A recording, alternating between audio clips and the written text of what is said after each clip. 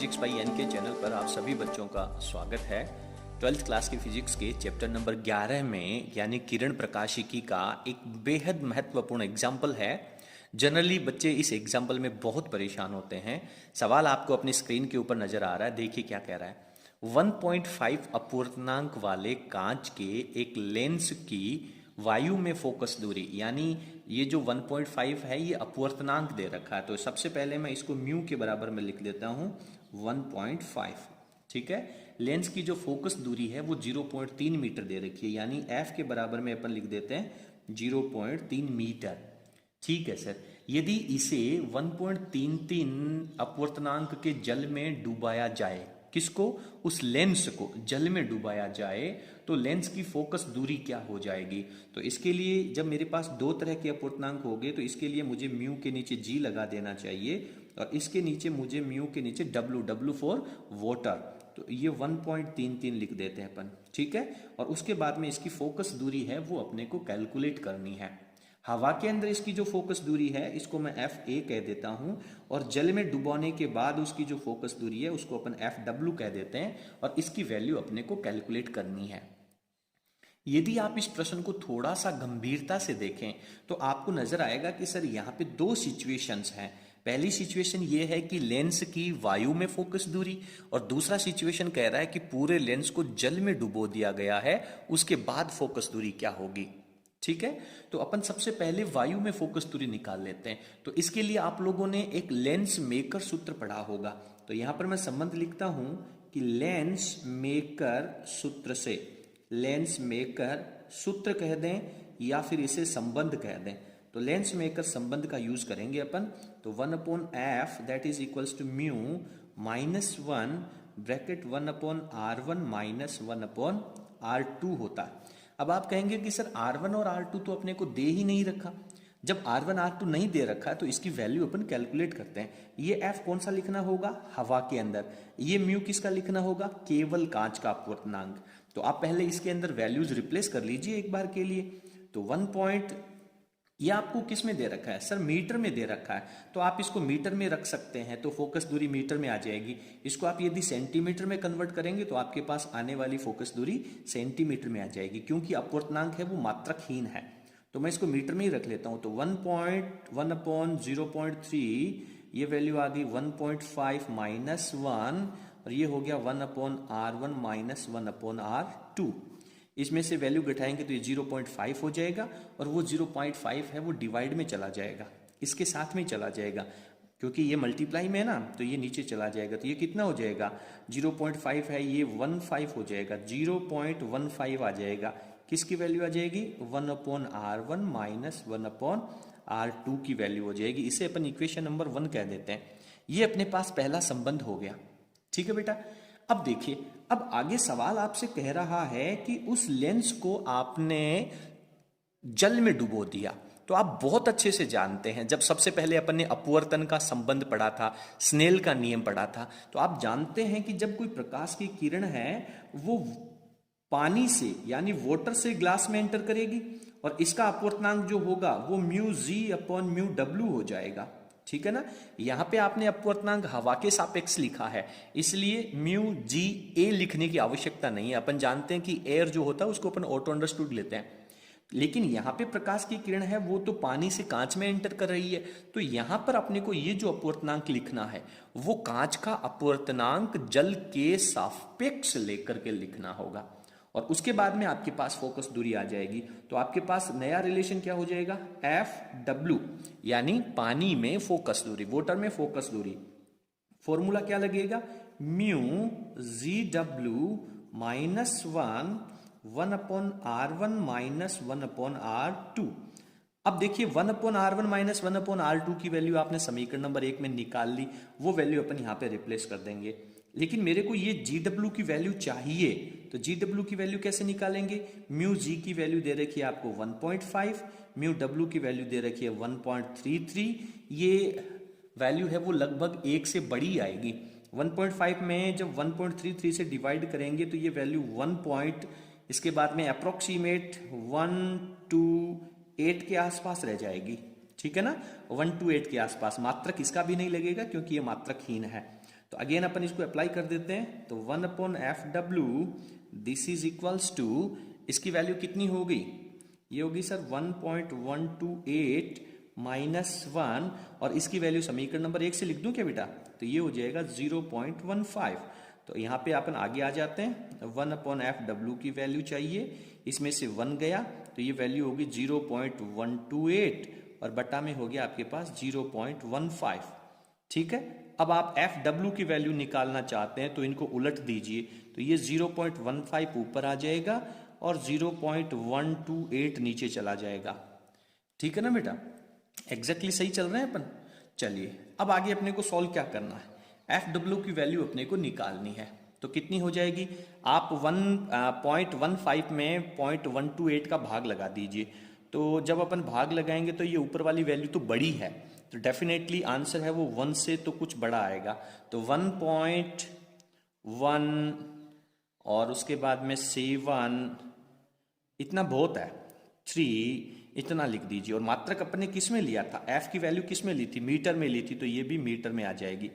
तो उस लेंस को जब आप जल के अंदर रख देंगे तो फोकस दूरी है वो क्या हो जाएगी, आप लोगों ने बहुत अच्छे से पढ़ा भी है, आप लोगों ने बहुत अच्छे से पढ़ा है, मैंने आपको एक वीडियो के अंदर बताया भी था कि जो फोकस दूरी है वो बढ़ जाती है। किसी भी प्रकार का लेंस हो आपके पास, चाहे उत्तल लेंस हो या अवतल लेंस हो, और आप उसको किसी भी प्रकार के द्रव्य में डुबो दें, चाहे वो ज्यादा अपवर्तनांक का द्रव्य हो या कम अपवर्तनांक का द्रव्य हो, डेफिनेटली जो फोकस दूरी है वो बढ़ेगी। और उसका एक लाइव एग्जाम्पल अपने को यहाँ पे देखने को मिल जाता है। अगर वो वीडियो आप लोगों ने नहीं पढ़ा है तो नीचे डिस्क्रिप्शन में जाकर के जब आप पढ़ेंगे तो अपवर्तन के टॉपिक में आपको पूरा कॉन्सेप्ट मिल जाएगा, और बोर्ड एग्जाम के साथ साथ कॉम्पिटिटिव एग्जाम्स के अंदर भी उससे संबंधित एक महत्वपूर्ण प्रश्न पूछा जाता है। तो आप प्लीज जाकर के उस वीडियो से इस टॉपिक को अच्छे तरीके से क्लियर कर लीजिए। हो सकता है कि आपको जब आप इसे बुक्स में देखेंगे तो ये आंसर है वो सेंटीमीटर में दिया हुआ हो, तो कोई किसी तरह का कोई कंफ्यूजन आपको नहीं होना चाहिए, क्योंकि सेंटीमीटर के अंदर भी मात्रक तो वही रहना है। ठीक है, तो अच्छा तरीका यह है कि जिस मात्रक के फॉर्मेट में आपको क्वेश्चन दे रखा है उसी मात्रक में आप रिप्लाई करें। क्लियर है बेटा, चलिए आप स्क्रीन को पॉज करके और इस क्वेश्चन को उतार लीजिए, अपन अगले एग्जाम्पल पे चलते हैं। अगला क्वेश्चन, अगला जो एग्जाम्पल है नंबर 19, चलिए उसको पढ़ते हैं। एग्जाम्पल नंबर 19, देखिए क्या कह रहा है प्रश्न, आपको अपने स्क्रीन के ऊपर नजर आ रहा है, म्यू बराबर √3 वाले कांच के प्रिज्म। ये प्रश्न जो है वो प्रिज्म से जुड़ा हुआ, प्रिज्म के न्यूनतम विचलन से जुड़ा हुआ है, जिसका वीडियो आपने बहुत अच्छे से इससे पहले पढ़ा है, जिसका लिंक आप लोगों को नीचे डिस्क्रिप्शन में मिल जाएगा। प्रिज्म से विचलन या प्रिज्म से अपवर्तन का जो टॉपिक है उसको आप पहले कंफर्म कर लीजिए, अच्छे से तैयार कर लीजिए, उसके बाद में आप इस टॉपिक को भी, इस क्वेश्चन को भी पढ़ लेना। म्यू बराबर √3, तो यहां पे लिख लेता हूं मैं, म्यू इज इक्वल्स टू √3। ये अपवर्तनांक वाला कोई एक प्रिज्म है, उसका जो न्यूनतम विचलन कोण है, बेटा आप जानते हैं कि न्यूनतम विचलन कोण को अपन डेल्टा एम से लिखते हैं, इसके अपवर्तक कोण के बराबर है। न्यूनतम विचलन कोण की जो वैल्यू है वो अपवर्तक कोण के बराबर है, और अपवर्तक कोण जो है वो प्रिज्म कोण को ही कहा जाता है। ये बात मैं आप लोग यहाँ पे बता देता हूं, इसका नॉलेज आपको होना चाहिए। अगर आपको ये बात पता होगी तो आप ये सवाल खुद भी कर सकते हैं।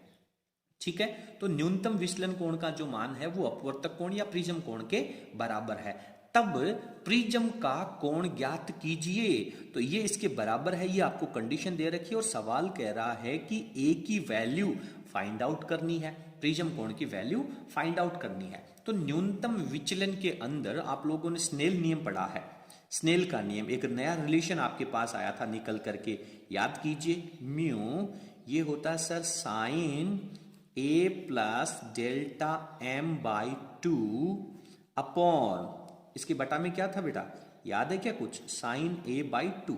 तो ये रिलेशन आपको अच्छे से याद होना चाहिए। म्यू की वैल्यू अपने को दे रखी है, ठीक है, परंतु यहां पे अपन म्यू की वैल्यू रखने से पहले डेल्टा m की वैल्यू a के बराबर दे रखी है, तो इसको फटाफट आप रख लीजिए पहले। तो ये हो जाएगा sir sine A plus A, कितना हो जाएगा, A प्लस A 2a, और 2a को 2 से डिवाइड करोगे तो क्या हो जाएगा, a ही रह जाएगा, तो मैं डायरेक्टली इसमें a लिख देता हूं।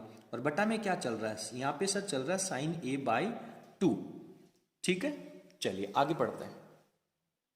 अब बेटा अपने सामने एक थोड़ी सी प्रॉब्लम आ रही है। प्रॉब्लम ये आ रही है कि सर ये नीचे तो साइन a/2 है और ये ऊपर साइन a है, कैसे करके अपन इनको इक्वल बनाएं। तो इसके लिए त्रिकोणमिति में जो मैथमेटिक्स के स्टूडेंट हैं उनको यहाँ पे थोड़ा सा अच्छा फील होने वाला, उनके लिए अच्छी खबर ये है कि वो लोग इस बात को बहुत अच्छे से जानते हैं कि साइन a है उसको a/2 के फॉर्मेट में कैसे चेंज किया जाता है। तो इसके रिगार्डिंग मैं यहाँ पे आप लोगों को एक फॉर्मूला बता देता हूं, उसके बाद में अपन उस फॉर्मूले को यहाँ पे अप्लाई करेंगे। क्या होता है कि यदि आपके पास साइन 2 थीटा की अगर कोई वैल्यू है तो उसको आप लिख सकते हैं 2 sine theta cos theta. Clear है? मेरी बात को अच्छे से समझने का प्रयास करें। यहां पे जो एंगल है अगर वो 2 थीटा है तो उसका आधा एंगल अपने को यहां लिखना होता है और मल्टीप्लाई में 2 आ जाएगा। यानी अगर यहां पे साइन 30 डिग्री है तो यहां पे साइन 15 और कोस 15 और मल्टीप्लाई में 2 लिख देंगे। मेरी बात समझ में आ रही है? 30 डिग्री है उसको अपन 2 इंटू 15 डिग्री कह सकते हैं। 90 डिग्री है उसको अपन 2 इंटू 45 डिग्री कह सकते हैं, तो यहां 45 45 आ जाएगा। तो सिमिलरली मेरे पास यहां पे साइन ए है, तो इस ए को मैं दुगुना फॉर्मेट में लिखूं तो क्या लिखूं? a/2 का दुगुना, a/2 का 2 गुना। तो यहां पे मेरे पास ये वाला जो 2 फॉर्मूले में आता है वो बाहर आ जाएगा और पहले आ जाएगा मेरे पास साइन a/2 और फिर आ जाएगा cos a/2 और बटा में क्या चल रहा है सर? सर बटा में चल रहा है a/2। ठीक है बेटा, तो ये एक त्रिकोणमिति का फॉर्मूला है। बायोलॉजी के स्टूडेंट्स को ये फॉर्मूला यहां पर याद करना होगा और मैथमेटिक्स के स्टूडेंट को ये फॉर्मूला अपने आप याद रहता है, उसको पता चल जाता है कि मुझे यहां पे क्या करना चाहिए। ओके, तो अब अपन साइन a/2 से साइन a/2 कैंसिल कर देंगे तो आपके पास वैल्यू रह जाएगी direct mu that is equals to 2, sine से साइन कैंसिल आउट हो गया और ये हो गया बेटा cos a/2। ठीक है, अब आप वैल्यू रख दीजिए, तो म्यू की वैल्यू रखेंगे तो आपके पास √3 आ जाएगा और ये जो 2 है वो बट्टा में चला जाएगा और बराबर में आपके पास आ गया cos a/2। ठीक है बेटा, कितने डिग्री का मान, कितने डिग्री का मान √3/2 होता है कोस के अंदर। कोस में कितने डिग्री का मान होता है आप सोच के बताओ। सर कोस के अंदर √3/2 वैल्यू होती है 30 डिग्री की। कितने की? 30 डिग्री की। तो यहां से आप इसको लिख सकते हैं cos 30 degree this is equals to cos a/2। तो यहां पे ये cos a/2 ये 30 डिग्री है, 30 डिग्री का मान किसके बराबर हो जाएगा? a/2 के बराबर हो जाएगा। तो ये 30 degree that is equals to a/2 और 2 दूसरी तरफ मल्टीप्लाई में चला जाएगा तो आपके पास a की वैल्यू आ जाएगी 60 degree and this is your answer.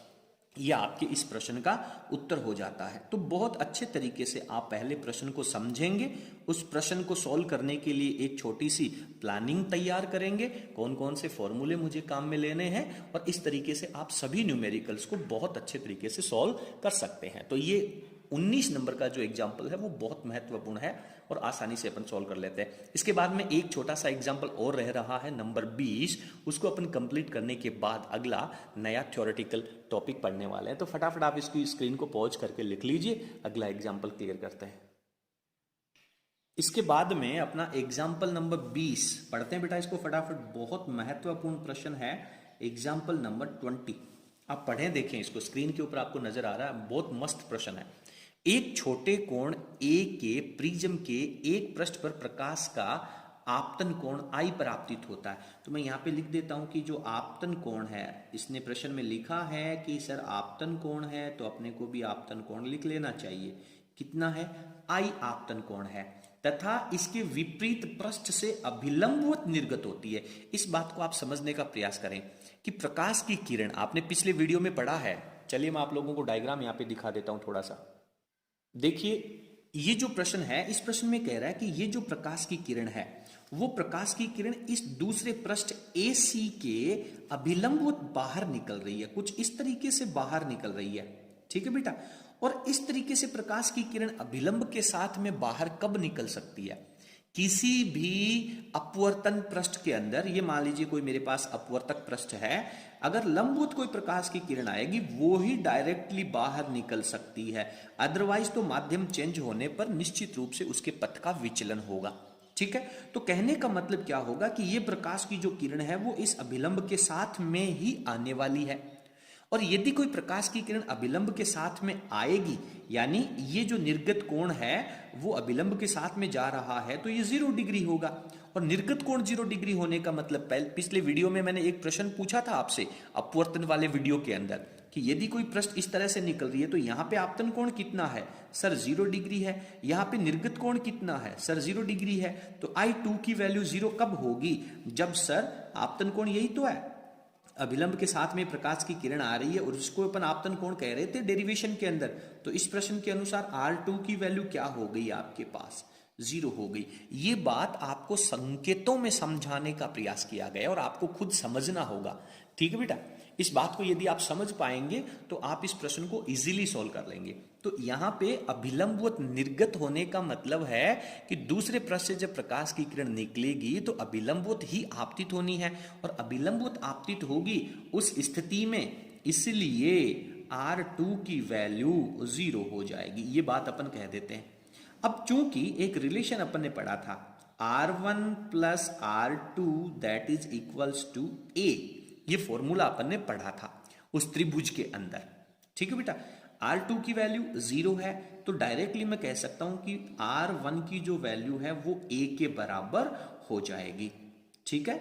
Okay sir, अब अपन चलते हैं आगे और आप स्नेल का नियम लगा दीजिए पहले पृष्ठ के लिए। स्नेल नियम से पहला जो पृष्ठ है जहां से प्रकाश की किरण का अपवर्तन हो रहा है, वहां से स्नेल का नियम क्या कहता है, सर स्नेल का नियम कहता है mu is equals to sine i upon sine r, और आर के साथ में कौन सा कोण लगेगा, R1, पहले कोण की बात कर रहे हैं, पहले अपवर्तन कोण की बात कर रहे हैं। यदि I1 और R1 बहुत छोटे हैं, ठीक है, मैं लिखता हूं यहां पर, यदि I व R1 बहुत अल्प हैं, छोटे हैं, बहुत छोटे हैं, बहुत अल्प हैं, तो क्या हो जाएगा, तो आपके पास फॉर्मूला बन जाएगा sir mu is equals to I upon R1, क्योंकि साइन रिमूव हो जाएगा।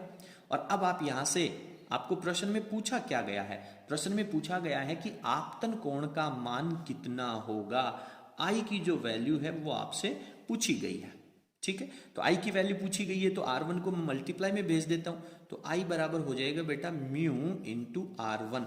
लेकिन R1 तो सर दिया गया ही नहीं है, R1 तो आपके अंदर यहाँ पे दे ही नहीं रखा, परंतु आप ये बात अच्छे से जानते हैं कि सर R1 का मान A के बराबर हो जाएगा इस कंडीशन में, जो कंडीशन अभिलंबवत निर्गत वाली दे रखी है। तो R1 की जगह आप A रिप्लेस कर सकते हो।